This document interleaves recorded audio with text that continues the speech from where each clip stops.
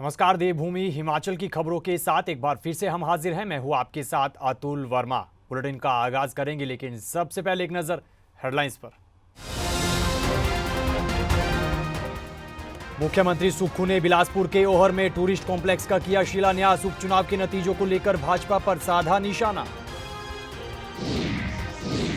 उपचुनाव में 2 सीटों पर जीत दर्ज करने के बाद कांग्रेस गदगद। डिप्टी सीएम मुकेश अग्निहोत्री ने देहरा और नालागढ़ की जनता का जताया आभार।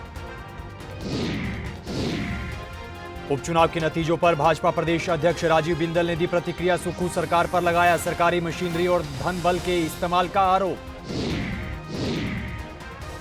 और शिमला में सेब के बगीचों में बीमारियां फैलनी शुरू। बागवान विभाग ने बनाई फील्ड अफसरों की टीम। बागवानों को करेंगे जागरूक।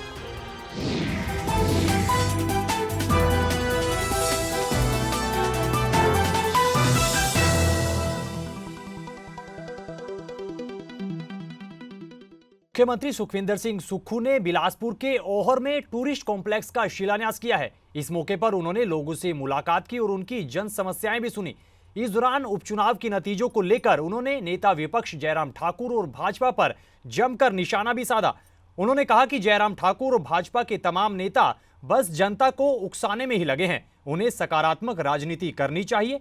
इस दौरान सीएम सुक्खू ने करदाताओं से बिजली बिल भरने में सहयोग करने की भी बात कही है। छोड़ रहा है, मंत्री भी छोड़ रहा है, सब छोड़ रहे हैं। जब हम पैसा दे सकते हैं तो क्यों हम 500 और 1000 रुपये का मात्र सरकार को नुकसान पहुंचाने के लिए करें। और मैंने इस प्रकार के कई परिवर्तन किए हैं और भविष्य में हम चाहते हैं कि हिमाचल प्रदेश में समृद्धि आए, हिमाचल प्रदेश आत्मनिर्भर बने, हिमाचल प्रदेश हिंदुस्तान का सबसे अमीर राज्य बने।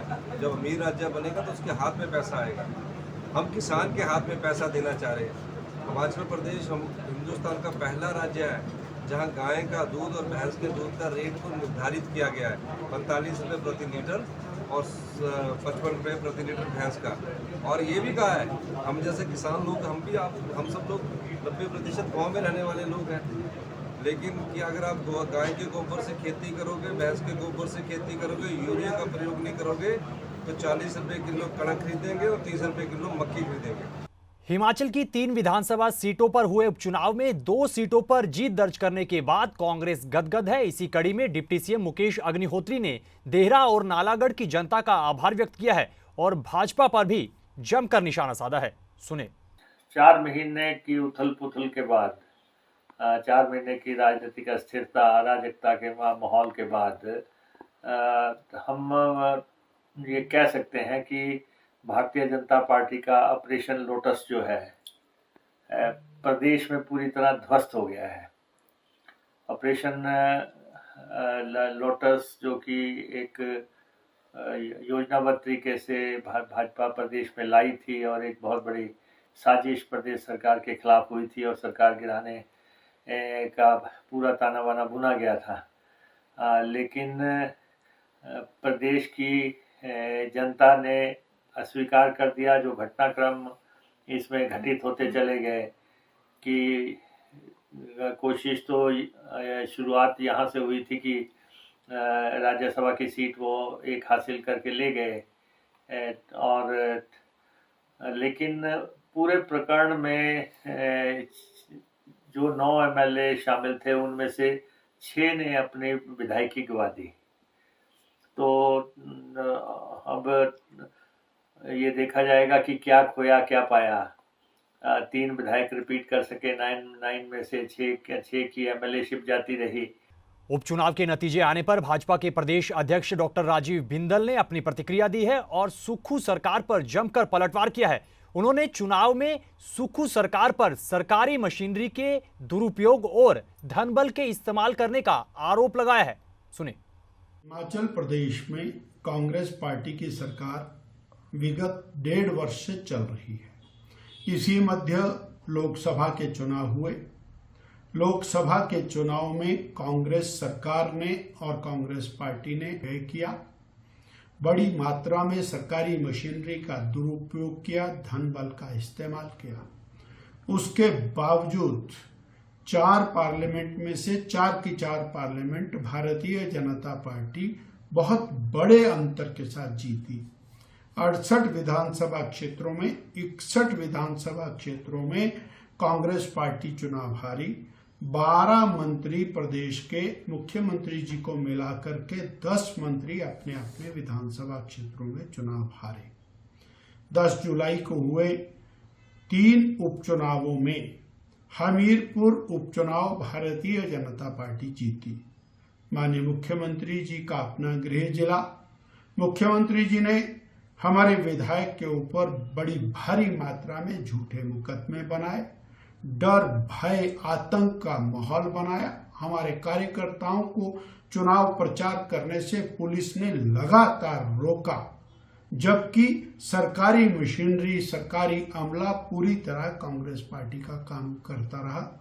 मुख्यमंत्री स्वयं 7 दिन हमीरपुर के गली मोहल्लों में खाक छानते रहे। उसके बावजूद भारतीय जनता पार्टी हमीरपुर का चुनाव जीती। नालागढ़ के चुनाव में जिस तरह से गुंडाराज वहां पर खुलेआम चल रहा था, गली मोहल्लों के अंदर शिमला में सेब सीजन शुरू होने के साथ ही सेब के बगीचों में फंगस वाली बीमारी शुरू हो गई है और इसी बीमारी को लेकर बागवान काफी परेशान है। इस बीच बागवानी विभाग ने सेब के पत्तों में फंगस के प्रकोप को कम करने के लिए फील्ड अफसरों की टीम तैयार की है और कृषि वैज्ञानिकों के सहयोग के साथ अधिकारियों के साथ चर्चा भी की है, जो कि फील्ड अफसर अब बागवानों को इन बीमारियों और उनके उपचार के लिए इस्तेमाल होने वाली दवाइयों के बारे में जाकर जागरूक करेंगे। और इसमें टेम्परेचर जो सही होने की वजह से जो फंगस के जो स्पोर्स हमारे पिछले समय में जो हमारे पत्तों पे या फलों पे, टहनियों पे जो जमे रहते हैं, वो एक्टिव होकर स्प्रेड हो जाते हैं।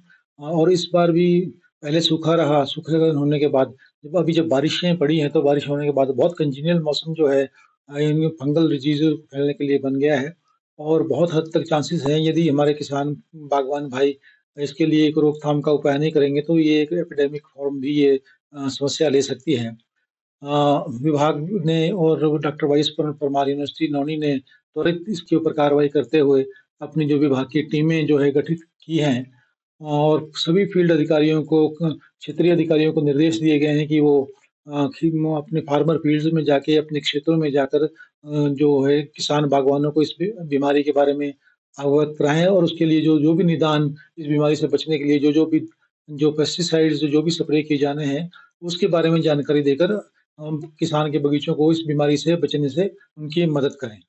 खबरों में आगे बढ़ते हैं। सिरमौर के राजगढ़ को पीच वैली ऑफ हिमाचल का दर्जा दिया गया है, लेकिन राजगढ़ से धीरे धीरे आड़ू गायब होता जा रहा है। आज से करीब 3 दशक पहले यहां चारों ओर आड़ू के बाग नजर आते थे, लेकिन अब कहीं पर ही आड़ू के बगीचे नजर आते हैं, क्योंकि राजगढ़ के आड़ू उत्पादकों को आड़ू के उचित दाम नहीं मिल रहे, जिस कारण आड़ू उत्पादक काफी नाखुश हैं और उन्हें मुनाफा भी नहीं हो रहा है, जिसको लेकर आड़ू उत्पादकों ने सरकार से समर्थन मूल्य की मांग की है।